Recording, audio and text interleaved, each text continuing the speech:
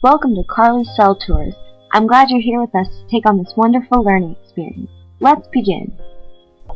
Hello wonderful people. Before we start this tour, I'm going to take a step back and give you all the background info.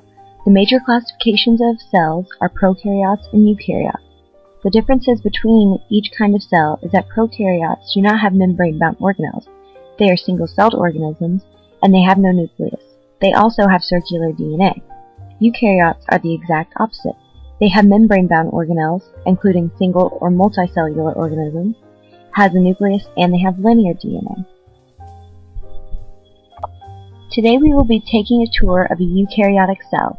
The classification of eukaryotic cells are plant and animal cells. The main difference between these two kinds of cells are the vacuole size, having a cell wall, having chloroplasts, and the lysosome. A plant cell contains chloroplast, which is an organelle that uses energy from the sun to create its own energy. How exciting! The plant cell also has a cell wall, which is a protective layer that is outside of the cell membrane. The cell wall is made of hemicellulose pectin and cellulose microfibril. Whew, finally. Let's take a good look at the cell membrane. You may be wondering how anything can get inside the cell. Well, molecules get into the cell through active and passive transport. Active transport takes energy to be done and moves molecules against the gradient. Passive transport is the exact opposite of active and also includes the form in which water moves in and out of the cell. This is called osmosis. We are going to swim right on through the cell membrane, in which you will see the cell membrane is made of biomolecules, which include phospholipids and proteins. The phospholipids have a hydrophilic and hydrophobic heads. You can see nonpolar hydrophobic ends on the inside of the membrane, and the polar hydrophilic heads on the outsides of the membrane. This organelle is a boundary for the cell. It is very selective and only allows certain materials in. The proteins on and in the membrane are used in molecular transport. This is also called the lipid bilayer. As we are in the cell, you will notice we are swimming through this watery-looking material around you. This is called the cytoplasm. This substance can be found within the whole cell and is made of cytosol. First up is the glorious nucleus. This organelle contains most of the genes and controls the cell. Going deeper into the nucleus, you will see the nucleolus, where ribosomes are synthesized and assembled.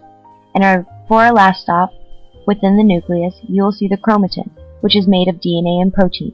It is all condensed form of chromosomes. Attached to the nucleus is the rough ER, which channels proteins to transport vesicles. It is mainly involved in membrane production. All of those tiny dots you saw on the rough ER are ribosomes. Ribosomes are the site of protein synthesis. The organelle that's very similar to the rough ER is a little further away from the nucleus. It is called the smooth ER. This organelle synthesizes lipids and fats. The organelle that looks a lot like the smooth ER is the Golgi apparatus. This organelle is involved in the endomembrane system. It receives the transport vesicles from the ER and modifies them to produce certain molecules. You may be wondering what these things are that I keep calling vesicles. Well, they are transport organelles, which carry products throughout the cell for the endomembrane systems.